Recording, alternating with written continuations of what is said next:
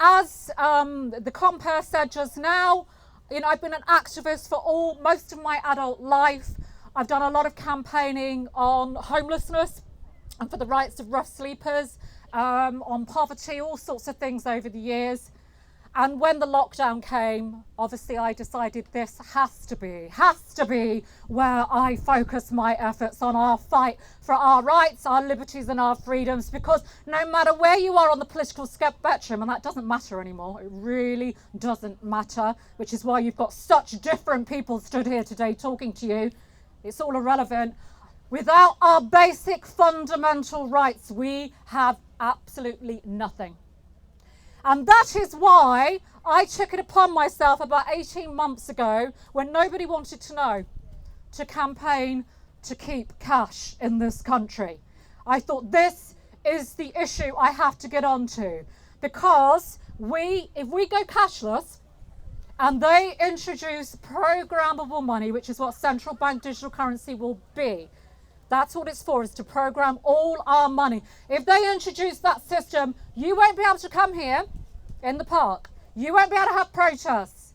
You won't be able to protest against future lockdowns if they bring them in, against the vax rollout, against whatever you believe in, against drag queen story hour, whatever it is up and down this country, around the world, that we want to speak up about, we want to protest about, we want to get into our cars to travel to do, on the train, wherever, we will be stopped with programmable money. So cash and keeping cash is the central issue of the Great Reset. If I could draw a diagram, and I go back into my teacher mode here in front of you today, and I know Piers, wherever he is very good at his diagrams. Maybe Piers can come and draw me a nice diagram today, a big spidergram for you. The cash is in the middle. Because for it to all truly work, for the 15-minute city agenda, they want to shut you down, as we know, into these digital prisons, is what they're going to be. They can only truly do that if they can program your money to stop you traveling. If they want to stop you going on planes or trains or cars, all of it, they want to stop all of it. They want to stop all of our travel. They need us to go cashless with programmable money. It is at the center of everything, and that is why I'm so passionate at taking up this issue around the country. And what happened is, about 18 months ago, just after the lockdown came to an end, the restrictions, and they didn't go ahead with the vaccine passports. And there's a point there, the vaccine passports. Now, I hope none of you here today say this, but you know what I get people saying to me up and down the country? Why do you bother, Debbie? Why are you bothering to save cash? It's going to happen. Why do you bother to protest? It doesn't change anything. That's what they say. Do you know what? Don't you dare believe them. Because you know what? They were ready. They had all the contracts in place, and I looked at those contracts. They had all the contracts in place around the country to introduce vaccine passports. The end of our liberties to shop and spend our money and do everything. And do you know why they couldn't do it? Because there were too many unvaxxed people in this country. It wasn't going to work.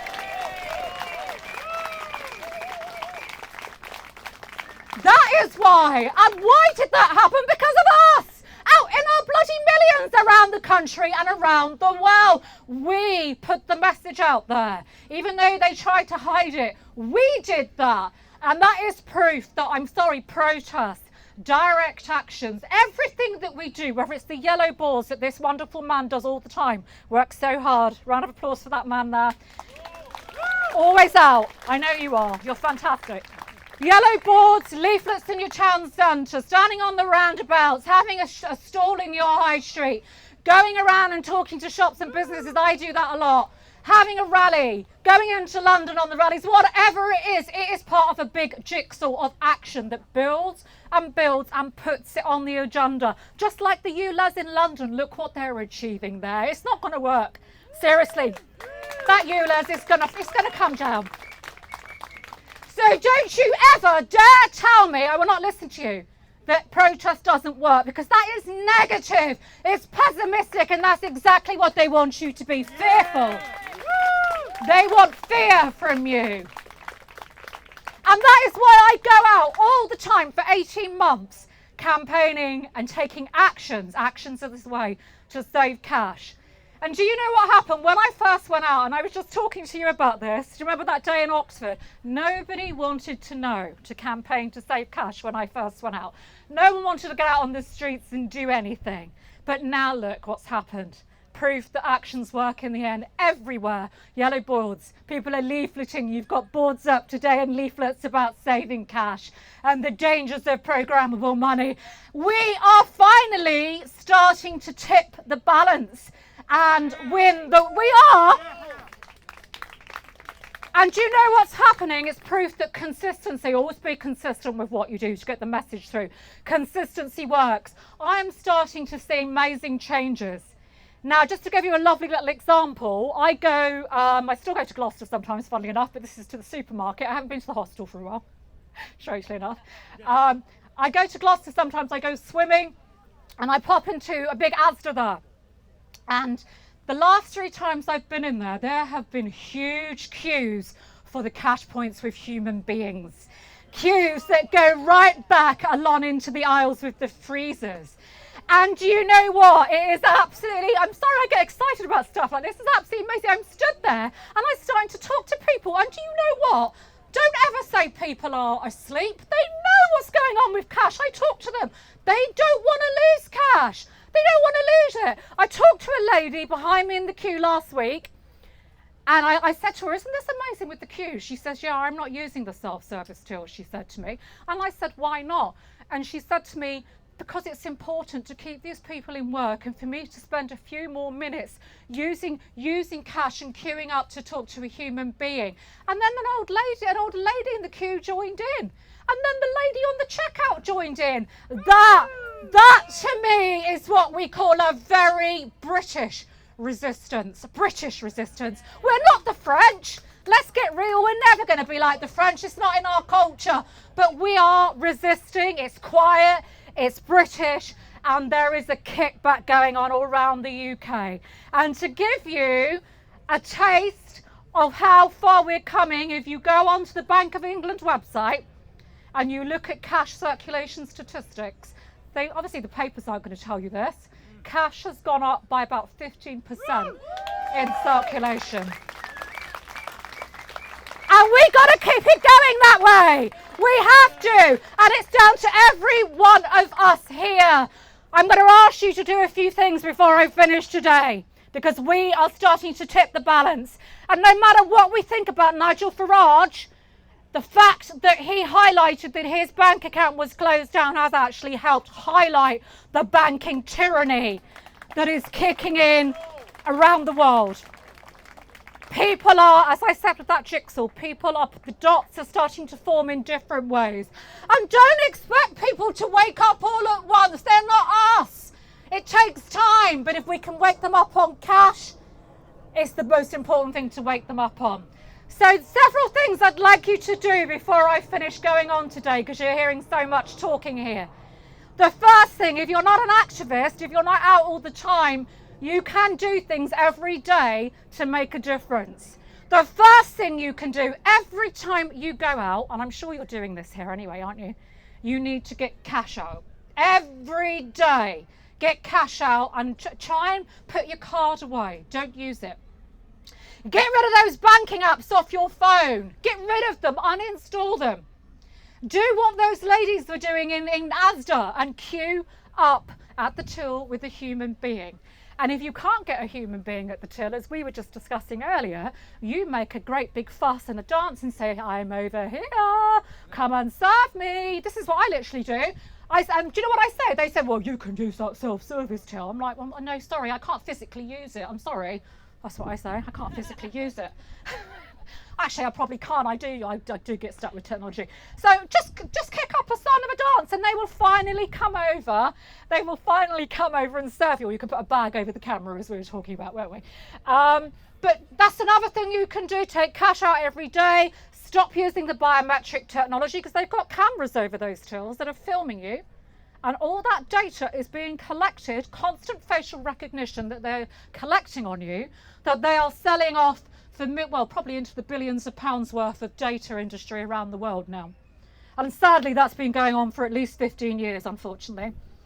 But we need to stop. We need to stop adding to it. So stop doing that. Another thing, boycott cashless establishments. Stop going into them. Don't give them your money.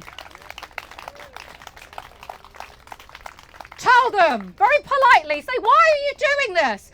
Don't accept the nonsense that they can't afford to take cash, because they can. And I'm starting a new campaign soon, I'll talk about that in a moment, where we build on this, but there are still, you've got to look, there are still bank accounts that are cash friendly. There is one that the Co-op do. I know Co-op is another one of those banks, but they do a cash friendly account. And a bank called Triodos also do, those are the two I can think of, there might be more, do cash friendly accounts where you're not penalised as a business or as an individual customer. So start, all of you actually, start looking into that. Changing your bank accounts to cash friendly. The post office as well, if you need to deposit or take out cash through your bank account, you can do it on in the post office. And there are still post offices in lots of places, unlike high street banks. So that's another thing you can do.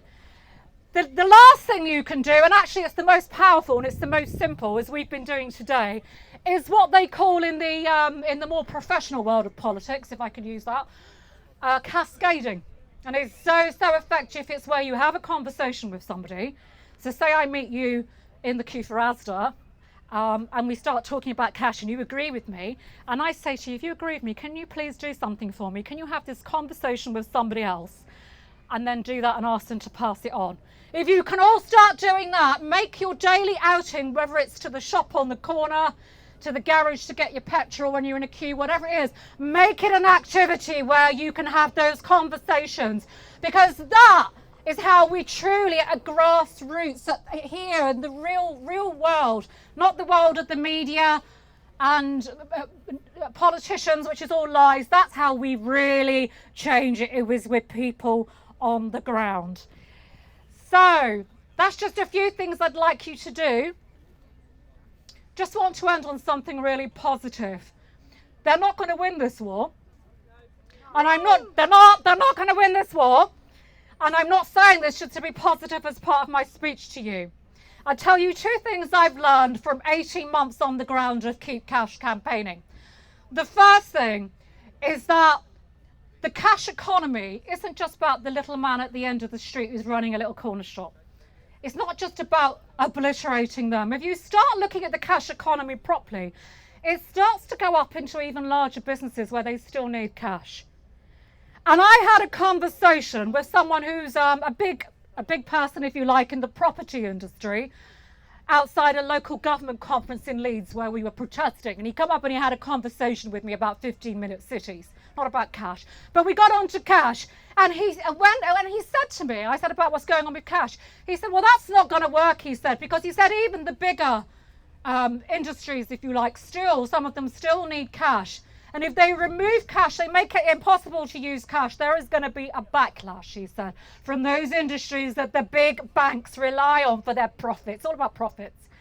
So firstly, once they introduce it, and I'm certain they will introduce it, they're going to get a big, and bring it on, I say, we need them to introduce it for the backlash. There is going to be a big backlash. The second thing I would say is, what do you think what's the biggest economy in the world? Yeah, drugs, trafficking in human beings. They are, actually trafficking is now the biggest illegal economy over drugs. The biggest economies in the world are cash economies. Of course they are. They control those economies. The banks actually control those economies. The world's most powerful people. They're not going to get rid of cash. What they're going to try and do is coerce us little people, if you like. Not that we're little, really. But they're going to try and coerce us into not using it. And that's where you all come in. You're not going to be coerced, are you? Thank you very much.